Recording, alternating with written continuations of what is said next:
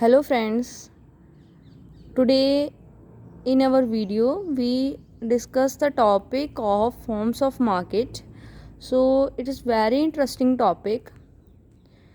So forms of market का जो topic है उसे स्टार्ट करने से पहले हमें मार्केट का मीनिंग क्लियर होना चाहिए.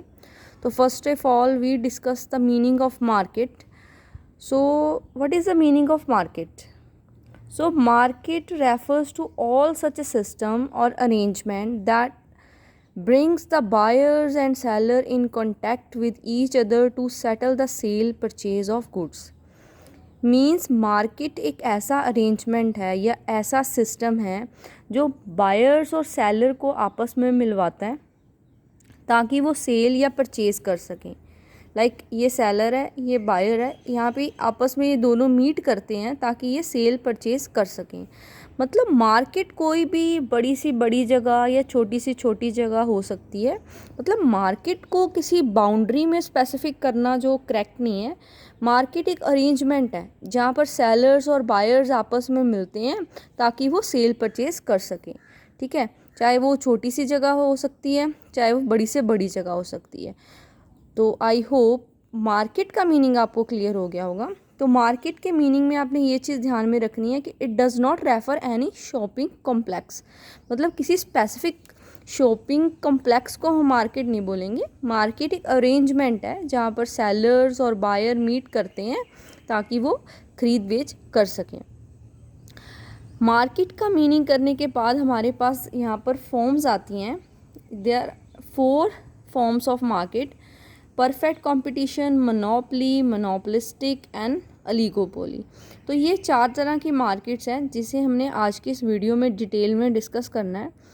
तो आई होप आपको मार्केट का मीनिंग क्लियर हो गया होगा कि मार्केट जो है वो कोई स्पेसिफिक जगह नहीं है. मार्केट एक अरेंजमेंट है जहाँ पर सेलर्स और बायर्स मिलते हैं ताकि वो सेल परचेज कर सकें. तो सबसे पहले हम परफेक्ट कंपटीशन जो उसकी फॉर्म है मार्केट की उसे डिस्कस करेंगे. सो परफेक्ट कंपटीशन है क्या? सो परफेक्ट कंपटीशन है जहाँ पर large number of small buyers और सेलर्स होते हैं.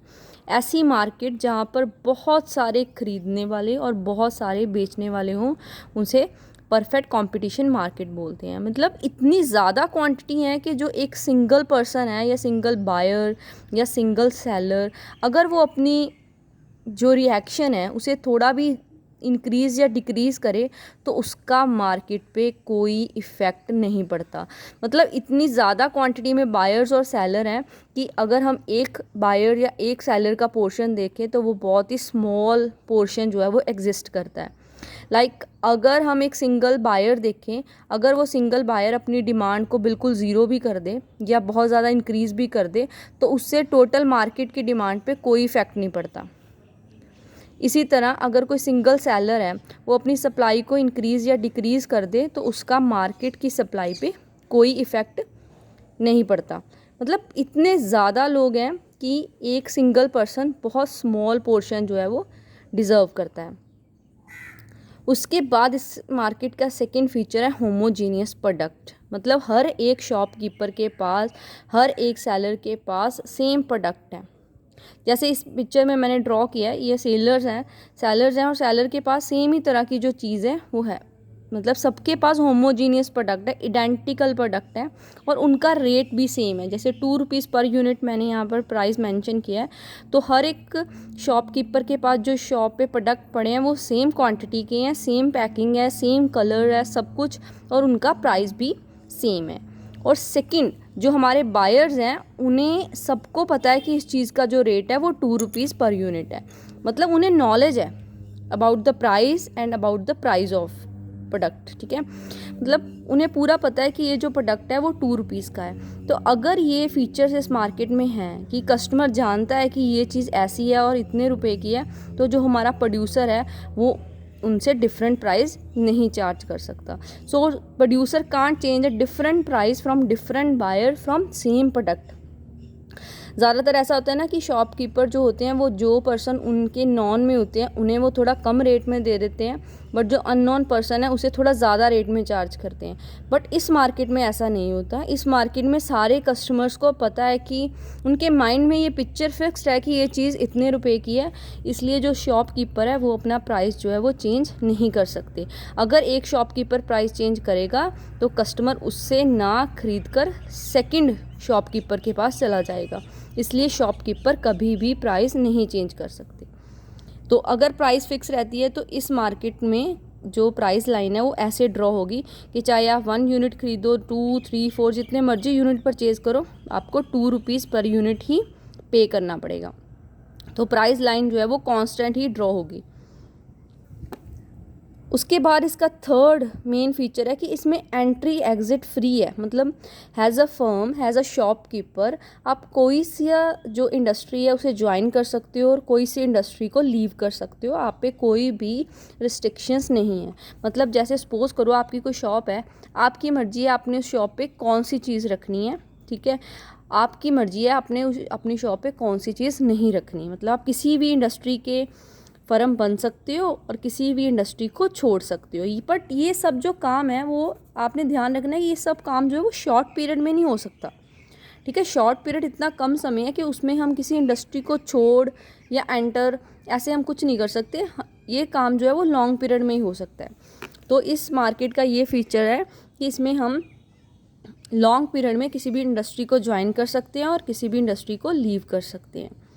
तो ये तो थे इसके 3 मेन फीचर्स कि यहाँ पर ज़्यादा सेलर्स और बायर्स हैं और सभी सेम प्रोडक्ट सेम प्राइस पे सेल करते हैं, और हैज़ अ फर्म आप किसी भी इंडस्ट्री को ज्वाइन कर सकते हो, किसी भी इंडस्ट्री को लीव कर सकते हो। और इस मार्केट के बारे में एक बहुत इंटरेस्टिंग बात है कि ये जो मार्केट है ये नॉर्मल प्रॉफिट ही अर्न करती है हमेशा। लॉन्ग पीरियड में ये फर्म कभी भी प्रॉफिट नहीं अर्न करती, ये हमेशा नॉर्मल सिचुएशन में रहती है। इसका रीज़न पता क्या है कि अगर सपोज़ करो कि आपको बहुत ज़्यादा प्रॉफिट हो रहा है ना, तो एंट्री फ्री है, तो कोई आपका प्रॉफिट को देख के बाकी सारी फर्म्स ने मार्केट में एंटर करना है, तो जो प्रॉफिट आप अकेले ले रहे थे वो अब सब में डिवाइड हो जाएगा, तो आप नॉर्मल सिचुएशन में पहुंच जाओगे। इसी तरह सपोज़ करो कि कुछ फर्म्स लॉस ले रही हैं, लॉस हो रहा है, तो जब उनको लॉस होता है तो उनमें से कई फर्म्स जो हैं वो लीव कर देती हैं, ठीक है, काम करना बंद कर देती हैं। और जब वो काम करना बंद कर देती हैं तो बची हुई जो फर्म्स हैं वो नॉर्मल सिचुएशन में आ जाती हैं। मतलब ये बहुत इंटरेस्टिंग बात है कि परफेक्ट कंपटीशन की जो मार्केट है वो लॉन्ग पीरियड में नॉर्मल ही गेन करती हैं। आई होप आपको परफेक्ट कंपटीशन मार्केट के बारे में डिटेल में क्लियर हो गया होगा। उसके बाद हमारी सेकंड मार्केट आती है मोनोपोली। मोनोपोली एक ऐसी मार्केट है जहाँ पे किसी भी प्रोडक्ट का सिंगल ही सेलर है, मतलब उसका कोई भी क्लोज सब्स्टिट्यूट मार्केट में अवेलेबल नहीं है। मतलब सिंगल ही बेचने वाला इंसान है बट ख़रीदने वाले बहुत ज़्यादा हैं। जैसे इस डायग्राम से आपको क्लियर हो जाएगा कि बायर बहुत सारे हैं बट जो सेलर है वो सिंगल ही सेलर है, ठीक है। अब आपको पिक्चर के अकॉर्डिंग साफ साफ क्लियर हो रहा होगा कि अगर सेलर अकेला है, सिंगल है, तो वो हर एक कस्टमर से डिफरेंट प्राइस जो है वो चार्ज कर सकता है। तो उसी के बिहाफ पे हमारा सेकंड पॉइंट क्रिएट हो गया कि इस मार्केट में प्राइस डिस्क्रिमिनेशन बहुत हाई लेवल का होता है। प्राइस डिस्क्रिमिनेशन का मीनिंग है जब हम सेम प्रोडक्ट को अलग अलग बायर्स को अलग अलग प्राइस पे सेल करते हैं। Price discrimination refer to the practice of charging different price from different buyer for the same good, ठीक है। गुड सेम है शॉपकीपर के पास, ठीक है, उसका मार्केट में कोई सब्स्टिट्यूट अवेलेबल नहीं है, एक ही चीज़ है, उसका कोई सब्स्टिट्यूट अवेलेबल नहीं है। और जो हमारा सेलर्स है उसका प्राइस पे फुल कंट्रोल है, वो अपनी मर्जी से किसी भी जो बायर है उसको 2 की भी बेच सकता है, 5 की, 10 की, 20 की, सो ऑन। मतलब उसकी इच्छा है, वो अपनी मर्जी से प्राइस को पूरी तरह चेंज कर सकता है। और इसका थर्ड मेन पॉइंट है कि इस मार्केट में आप फ्रीली एंटर नहीं कर सकते। मतलब ये जो मार्केट है ये पेटेंट है, मतलब इसमें अगर वो सिंगल सेलर है तो उसने अपनी चीज़ को, अपनी टेक्निक को, अपने रॉ मटेरियल को रजिस्टर्ड करवाया हुआ, लीगली उसका उसने राइट लिया हुआ है। कोई सेकंड पर्सन जो है मार्केट में एंटर होके उसका वो लीगल राइट यूज़ नहीं कर सकता, ठीक है। तो अगर आप सिंगल सेलर हो, अपनी मर्जी से प्राइस को चेंज कर सकते हो, तो आप लॉन्ग पीरियड, शॉर्ट पीरियड दोनों में प्रॉफिट जो है वो अर्न कर सकते हो। इस मार्केट की एग्जांपल हम इंडिया में रेलवे की दे सकते हैं कि इंडिया में रेलवे एक ऐसा जो सोर्स है जिसका कोई भी सब्स्टिट्यूट अवेलेबल नहीं है, ठीक है। तो उसमें गवर्नमेंट की मोनोपोली है। तो सिंपली मोनोपोली का मीनिंग है जब सिंगल सेलर हो और सिंगल सेलर अपनी मर्जी से प्राइस को चेंज कर सके, उसे बोलते हैं मोनोपोली। उसके बाद आता है monopolistic competition. Monopolistic competition perfect competition and monopoly का मिक्सचर है। तो इसका मिक्सचर है, जैसे फर्स्ट पॉइंट जो है वो large number of sellers buyer, ये परफेक्ट कंपटीशन वाला है। बट इसमें परफेक्ट कंपटीशन वाली एक चीज़ तो है कि large number of sellers and buyers हैं, बट दूसरी चीज़ नहीं है। दूसरी चीज़ थी कि परफेक्ट कंपटीशन में सारे जो सेलर्स हैं वो होमोजीनियस प्रोडक्ट सेल करते हैं, बट यहाँ पर नहीं। यहाँ पे जो डिफरेंट डिफरेंट सेलर्स हैं वो डिफरेंट डिफरेंट प्रोडक्ट जो है वो मतलब थोड़ा सा उसमें चेंजेस लाकर उसे डिस्क्रिमिनेट कर देते हैं। जैसे यहाँ पर मैंने अलग अलग कलर से डॉट लगाए हैं, तो आप इमेजिन कर सकते हो कि जो ये सारे सेलर्स हैं इन्होंने पैकिंग में चेंज कर दिया, पैकिंग की कलर में चेंज कर दिया। तो पैकिंग की कलर में चेंज करके ये जो अपने कस्टमर को जो है वो कहते हैं ना मिसगाइड कर सकते हैं कि हाँ हमारा प्रोडक्ट दूसरे शॉपकीपर के प्रोडक्ट से ज़्यादा अच्छा है। तो जो बायर्स है उसमें लैक ऑफ नॉलेज है, ठीक है, उसे नहीं पता क्योंकि उन्होंने बहुत माइनर सा चेंज किया होता है। तो माइनर सा चेंज करके वो जो बायर्स है उसकी लैक ऑफ नॉलेज के कारण उसे डिफरेंट डिफरेंट प्राइजेस जो है वो चार्ज कर सकते हैं, ठीक है। मतलब बहुत सारे सेलर्स हैं बट वो सेम प्रोडक्ट नहीं सेल कर रहे, वो थोड़ा सा चेंज करके प्रोडक्ट को डिफ्रेंशिएट करके सेल कर रहे हैं और डिफरेंट डिफरेंट प्राइजेस चार्ज कर रहे हैं, ठीक है। और इस मार्केट में भी एंट्री और एग्जिट फ्री है, बट एंट्री और एग्जिट इस तरह फ्री है कि आप दूसरे की तरह सेम प्रोडक्ट नहीं बना सकते, आप थोड़ा सा चेंज करके एंटर कर सकते हो, ठीक है। मतलब firm are free to enter और leave it, however new firm have no absolute freedom of entry into industry, product of some firm may be legally patent. मतलब आप एंटर तो हो सकते हो किसी भी इंडस्ट्री में, बट आप किसी की तरह सेम प्रोडक्ट नहीं बना सकते, आपको थोड़ा सा चेंज करके जो है प्रोडक्ट प्रोड्यूस करना पड़ेगा, फिर आप इजीली एंटर कर सकते हो। उसके बाद इसका एक और इम्पॉर्टेंट फीचर ये है कि इस मार्केट में प्राइस कंपटीशन तो है, मतलब प्राइस तो सारे सेलर्स डिफरेंट डिफरेंट चार्ज करते हैं, बट साथ साथ वो नॉन प्राइस कंपटीशन भी करते हैं। नॉन प्राइस कंपटीशन होता है कि जब सभी सेलर्स प्राइस ना चेंज करें, प्राइस को साइड में रख के किसी अदर वे से कंपटीशन करें। जैसे सपोज करो कि क्लॉथ मार्केट है अब, और हमने अपने जो नियर राइवल फर्म है उससे कंपटीशन करना है। कंपटीशन कैसे करना है कि हम आपस में ये सलाह कर लेंगे, हम रेट नहीं चेंज करेंगे, बट एक दूसरे से ज़्यादा कस्टमर बढ़ाने के लिए हम क्या करेंगे, जैसे गेट 1 बाय 1 फ्री वाला ऑफ़र दे दिया, फ्री होम डिलीवरी दे दी, या किसी सेलिब्रिटी से ऐड करवा लिया, ठीक है, ताकि आपकी पॉपुलैरिटी आपकी राइवल फर्म से ज़्यादा हो सके। उसे बोलते हैं नॉन प्राइस कंपटीशन। मतलब इस प्राइस जो इस मार्केट में नॉन प्राइस कंपटीशन बहुत हाई लेवल का होता है। वो यहाँ पर मैंने मोनोपोलिस्टिक के टॉपिक ख़त्म होने के बाद मैंने मोनोपोली और मोनोपोलिस्टिक की कर्व ड्रॉ की हैं। दोनों की कर्व देखने में एक जैसी लग रही है, बट मोनोपोलिस्टिक की कर्व थोड़ी ज़्यादा फ्लैट है, ठीक है। इस वीडियो का मोटिव मीनिंग था, तो डिफरेंट मार्केट का हमने मीनिंग क्लियर करना है, इसलिए मैंने इसकी कर्व को ज़्यादा डिटेल में नहीं एक्सप्लेन किया। अगर इसकी कर्व की डिटेल आप चाहते हो कि ये कर्व कैसे ड्रॉ हुई, तो किसी नेक्स्ट वीडियो में हम इस टॉपिक को डिटेल में कर लेंगे कि हमने ये कर्व कैसे ड्रॉ की, क्यों ऐसे ड्रॉ हुई है। बट इस वीडियो में हमारा फोकस डिफरेंट मार्केट के मीनिंग पे होना चाहिए कि मोनोपोलिस्टिक मोनोपोली मार्केट है क्या, ठीक है।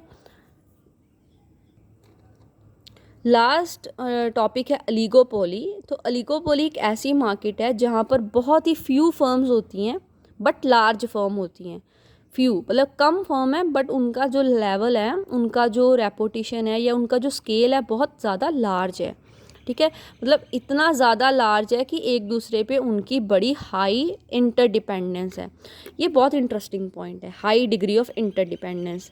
मतलब ये जो मार्केट है ना, इसमें जो हमारा सेलर है, ठीक है, इसका प्राइस पे फुल कंट्रोल जो है वो नहीं है, फुल कंट्रोल नहीं है, तो पार्शियल कंट्रोल है, ठीक है। फुल कंट्रोल होता है ना कि हम अपनी मर्जी से इंक्रीज़ और डिक्रीज़ कर सकते हैं, बट इस मार्केट में फर्म अपनी मर्जी से पूरा प्राइस जो है वो चेंज नहीं करती, वो राइवल फर्म को ध्यान में रख के भी थोड़ा चेंज करती हैं।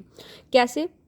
देखो, सपोज करो कि फ्यू फर्म्स हैं, अगर जो हम हैं, हम कभी भी प्राइस को फॉल नहीं करेंगे, क्योंकि हमें पता है कि अगर हम प्राइस फॉल करेंगे तो हमारी जो राइवल फर्म है हमसे ज़्यादा फॉल कर देगी। ठीक है, इस डर से हमें कोई भी रिलेशन नहीं मिलेगा, क्योंकि अगर हमने प्राइस फॉल की थी तो इसलिए फॉल की थी ताकि हमारी डिमांड इंक्रीज़ हो, बट हमारी डिमांड नहीं इंक्रीज़ होगी क्योंकि हमारी राइवल फर्म ने हमसे भी ज़्यादा प्राइस फॉल कर दिया।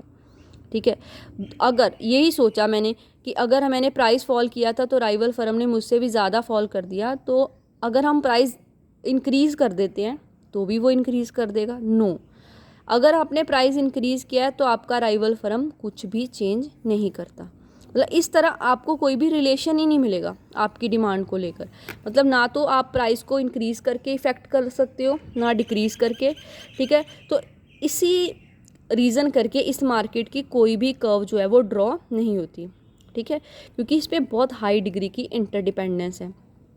तो इस मार्केट की एग्जांपल जो आप इंडियन ऑटोमोबाइल्स की दे सकते हो, जैसे फ्यू ही ब्रांड है इंडिया में ऑटोमोबाइल्स के, तो मतलब बड़ा ही ये कॉम्प्लिकेटेड सा मार्केट है जिसमें बहुत ही कम फर्म्स हैं, बट ऐसी फर्म्स हैं जो एक दूसरे पे बहुत हाई लेवल पे डिपेंड करती है, मतलब दूसरे को देख के बहुत ज़्यादा रिएक्ट करती हैं। तो इतनी रिएक्शन के कारण उसे अपना कोई रिलेशन नहीं मिलता डिमांड के साथ, तो कर्व कुछ भी ड्रॉ नहीं हो सकती। तो आई होप आपको ये 4 की 4 मार्केट जो है वो क्लियर हो गई होंगी। तो ये जो टॉपिक था मेरे एक बहुत ही सिंसियर स्टूडेंट की डिमांड था, उसकी डिमांड पे भी ये मैंने वीडियो जो है वो अपलोड की है। आई होप उसे ये जो टॉपिक है वो 100% क्लियर हो गया होगा। Okay, thank you so much.